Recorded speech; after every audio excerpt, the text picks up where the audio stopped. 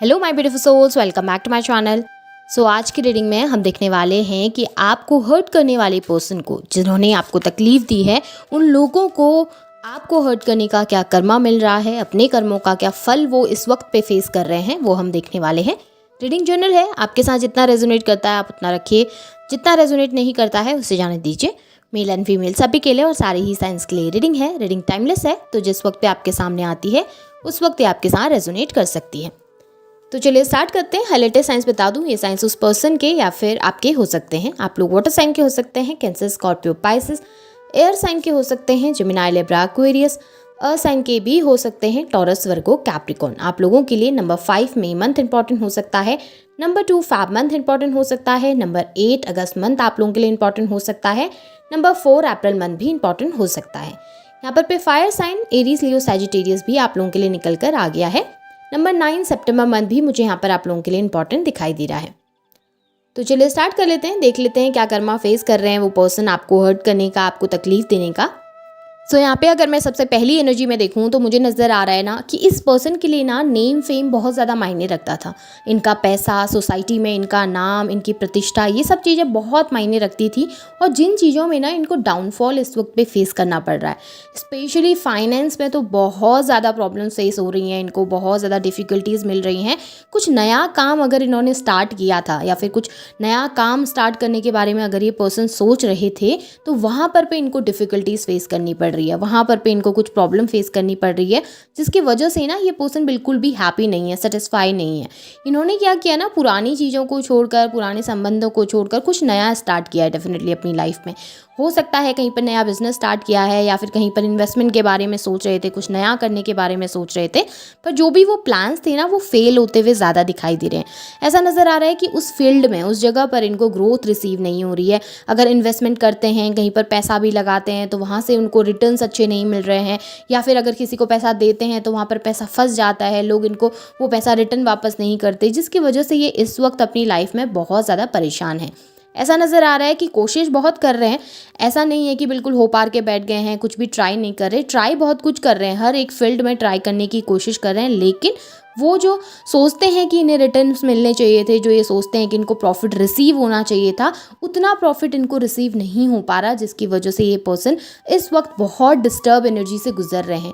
Financially बहुत ज़्यादा problem face करते हुए, क्राइसिस फेस करते हुए नज़र आ रहे हैं, जहाँ पर पे इस वक्त इन्हें पैसों की बहुत ज़्यादा ज़रूरत है, लेकिन कोई भी ऐसा पर्सन नहीं है जो इनको हेल्प कर सके, फाइनेंशियली इनको स्टेबल कर सके, तो जिसकी वजह से ये इस वक्त पे बहुत ज़्यादा प्रॉब्लम्स को फेस करते हुए दिखाई दे रहे हैं।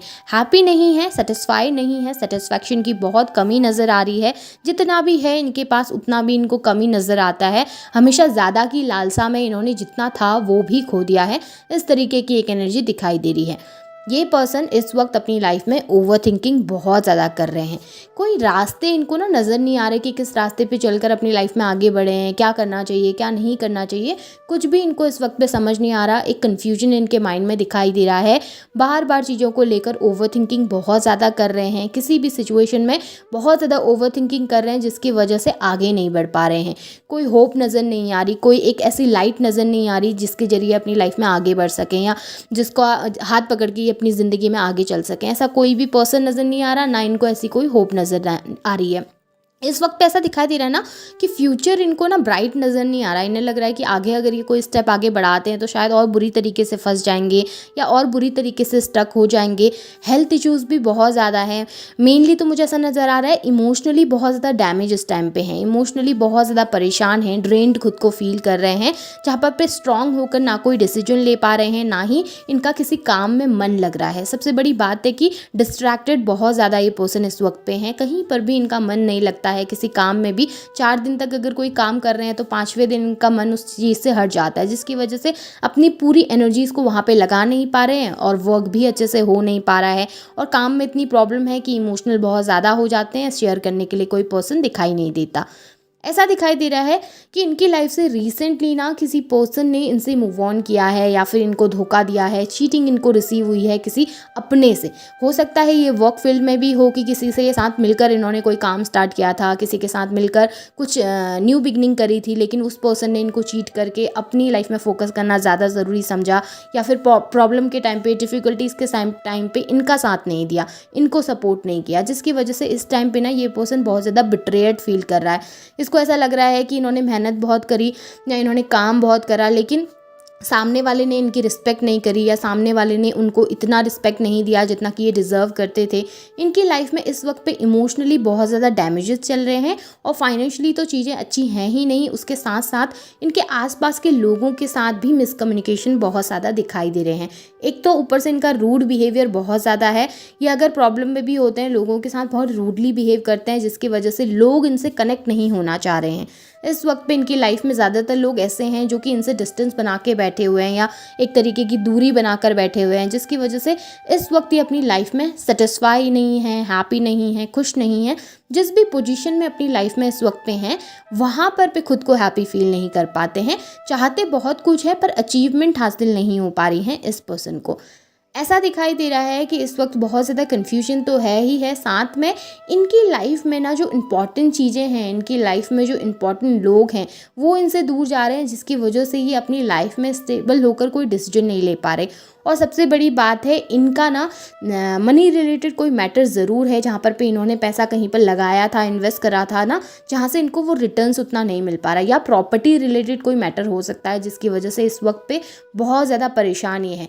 पैतृक संपत्ति, जो पुरानी संपत्ति है, पितरों से आई हुई चली, भाइयों में जिस तरीके से संपत्ति का बंटवारा हो जाता है तो उन चीज़ों को लेकर बहुत ज़्यादा लड़ाई झगड़े चलते हुए नज़र आ रहे हैं। उन चीज़ों की वजह से घरों में मतभेद होते हुए नज़र आ रहे हैं, जिसकी वजह से एक डिस्ट्रीब्यूट की एनर्जी ज़्यादा बनती हुई दिखाई दे रही है, जिसमें इनको समझ नहीं आ रहा कि किस तरीके से ये अपने पक्ष को रखें या किस तरीके से अपनी प्रॉपर्टी को सेव करें। यहाँ पे ऐसा दिखाई दे रहा है कि ज़मीन से रिलेटेड भी कोई विवाद हो सकता है, जिसकी वजह से थोड़ा सा परेशान ज़रूर ये पर्सन दिखाई दे रहे हैं। अपनी चीज़ों को लेकर बहुत ज़्यादा कंसर्न दिखाई दे रहे हैं।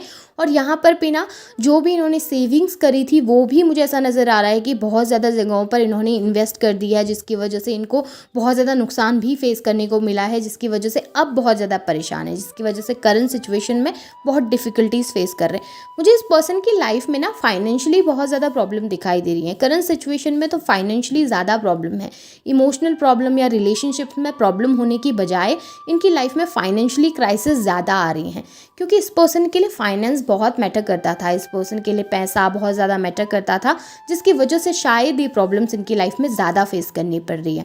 क्योंकि यहाँ पर भी मुझे दिखाई दे रहा है कि मेहनत बहुत कर रहे हैं, वर्कोहॉलिक बहुत हैं, काम में बहुत ज़्यादा ध्यान लगाते हैं और मेटलिस्टिक सोच ज़्यादा है। इमोशनल होने से ज़्यादा मेटलिस्टिक हैं, लोगों को वैल्यू देने से ज़्यादा या अपने रिलेशनशिप्स को वैल्यू देने से ज़्यादा ये पर्सन ना मेटलिस्टिक चीज़ों को ज़्यादा वैल्यू देते हैं, पैसों को ज़्यादा वैल्यू देते हैं, जिसकी वजह से ना जब पैसे इनकी लाइफ से जाते हैं या पैसे इनकी लाइफ से दूर होते हैं तो इनको ज़्यादा इफेक्ट पड़ता है, ज़्यादा इनको पेन महसूस होता है। इस वजह से शायद इन्हें कर्मा भी उसी वे में मिल रहा है जिस वे में इनको तकलीफ ज़्यादा हो। हम इमोशनल पर्सन हैं, हमसे कोई डिस्टेंस क्रिएट करता है या दूर जाता है तो हमको तकलीफ ज़्यादा महसूस होती है, लेकिन जो मेटलिस्टिक लोग होते हैं ना उनको मेटलिस्टिक चीज़ों के दूर जाने से ज़्यादा तकलीफ महसूस होती है, क्योंकि वो इमोशन तो फील करते नहीं, इमोशनल बॉन्ड तो उनके इतने स्ट्रांग होते नहीं। तो ये जब मेटलिस्टिक पर्सन आपकी लाइफ में रहे हैं, इन्हें भी कर्मा उसी वे में मिल रहा है, इनकी मेटलिस्टिक चीज़ें इनसे दूर हो रही हैं, नाम प्रतिष्ठा जो इन्होंने मान सम्मान बना के रखा है सोसाइटी में वो कम हो रहा है, इनके फाइनेंस में प्रॉब्लम्स आ रही है, मेहनत करते हैं, रिटर्न्स उतने नहीं मिलते हैं, जिसकी वजह से ये पर्सन थोड़ा सा डिस्टर्ब ज़रूर फील कर रहे हैं। और ये एनर्जीज़ ना आपको भी देखने को मिलती होंगी, रिसेंटली देखा होगा आप लोगों ने कि उनकी एनर्जीज़ में बहुत बदलाव आए हैं। यहाँ पर ऐसा भी दिखाई दे रहा है मुझे कि ये पर्सन ना इस टाइम पे बहुत ज़्यादा थक चुके हैं, अपनी ज़िंदगी में फ़ाइट बैक करते करते बहुत ज़्यादा थक चुके हैं, क्योंकि इनको लग रहा है कि मैं तो अपनी तरफ से सब कुछ कर रहा हूँ या मैं तो अपनी तरफ से सारी एनर्जीज़ दे रही हूँ, लेकिन सामने वाले की तरफ से या मुझे सामने से उतने सब कुछ रिटर्न्स क्यों नहीं रिसीव हो रहे हैं, उतना सब कुछ क्यों रिसीव नहीं हो रहा जितना कि मैं सबके लिए कर रहा हूँ। इस पर्सन की लाइफ में ना ये बहुत ज़्यादा कभी कभी अकेलेपन को फील करते हैं, क्योंकि क्या है ना कि इस पर्सन ने बाहर की चीज़ों को और चीज़ों को मेटलिस्टिक चीज़ों को इतना वैल्यू दे दी कि इन्होंने कोई ऐसे रिश्ते नहीं बनाए अपनी ज़िंदगी में जो इनको सपोर्ट कर सके मुसीबत के समय पे। अब जब प्रॉब्लम आ रही है, फाइनेंस भी अच्छे नहीं चल रहे हैं, इमोशनल भी ये पर्सन बहुत ज़्यादा है, तो ऐसा कोई पर्सन नहीं दिखता जिससे ये शेयर कर सकें अपने इमोशन, जिसको बता सकें, जिसकी वजह से बहुत ज़्यादा थक चुके हैं अपनी ज़िंदगी में, फाइट बैक करते करते बहुत ज़्यादा हार चुके हैं और बहुत ज़्यादा डिस्टर्ब फील करते हुए ज़्यादा नज़र आ रहे हैं। कहीं ना कहीं इनको कर्मा इसी वे में मिल रहा है कि इन्हें धीरे धीरे करके तोड़ा जाए, ताकि इन्हें यकीन हो सके या इन्हें रियलाइज़ हो सके कि इन्होंने गलतियाँ करी हैं अपनी लाइफ में और ये उन गलतियों को सुधार सके। कभी भी हमें अपनी लाइफ में ना कर्मा इसलिए नहीं मिलता है कि यूनिवर्स हमें दंड देना चाहते हैं या यूनिवर्स हमें पनिश करना चाहते हैं। यूनिवर्स चाहते हैं कि हम सुधरें, हम अपने अंदर से चेंज लाएं। हमने अगर कोई गलती करी है तो उसको हम कभी दोहराएं नहीं। तो इस पर्सन को भी उसी वे में सुधारा जा रहा है, इस पर्सन को भी उसी वे में गाइडेंस दी जा रही है कि आप धीरे धीरे सही डायरेक्शन में आओ, अपनी मेटलिस्टिक चीज़ों को छोड़कर थोड़ा सा इमोशनल होने की कोशिश करो। डेफिनेटली इस समय पे बहुत सारी प्रॉब्लम्स इनकी लाइफ में हैं, स्पेशली फाइनेंशियली मुझे बहुत ज़्यादा प्रॉब्लम नज़र आ रही है और इसी तरीके से ये अपना कर्मा इस समय पे रिसीव कर रहे हैं। जो भी इन्होंने लोगों के साथ किया था, जिस तरीके से हर्ट किया, उसी तरीके से इनकी लाइफ में भी प्रॉब्लम्स आ रही हैं। अब मैं गाइडेंस के कार्ड्स आप लोगों के लिए देख रही हूँ। देख लेते हैं कि आपने इस समय पे क्या करना चाहिए, क्या ऐसा करें कि आपकी लाइफ बेटर हो सके और आपकी लाइफ ट्रैक पे आ सके। ओके, पे टाइम। डेफिनेटली यूनिवर्स कह रहे हैं कि ये पे टाइम है। जैसा कर्मा आपने किया है या जैसा भी कर्मा लोगों ने किया है, उसका फल उनको डेफिनेटली रिसीव होगा। अगर कोई ऐसे पर्सन है आपकी लाइफ में जिन्होंने आपको तकलीफ दी थी, हर्ट की थी, तो डेफिनेटली उन्हें उनका कर्मा ज़रूर रिसीव होगा। और अगर आपने कोई अच्छा कर्मा किया है तो आप इंतज़ार कीजिए, आपको भी उसका फल ज़रूर रिसीव होगा। यूनिवर्स कह रहे हैं बस ब्लाइंडली मेरे ऊपर ट्रस्ट करो, मेरे ऊपर बिलीव करो, मेरे ऊपर फेथ रखो कि मैं तुम्हारी लाइफ में जो भी करूँगा बेहतर करूँगा। मेरी तरफ से तुम्हें हर एक चीज़ और हर एक ब्लेसिंग्स रिसीव होगी। बस आपने ना अपने कर्मा को सही रखना है, आपने अपने कर्म अच्छे करते रहना है।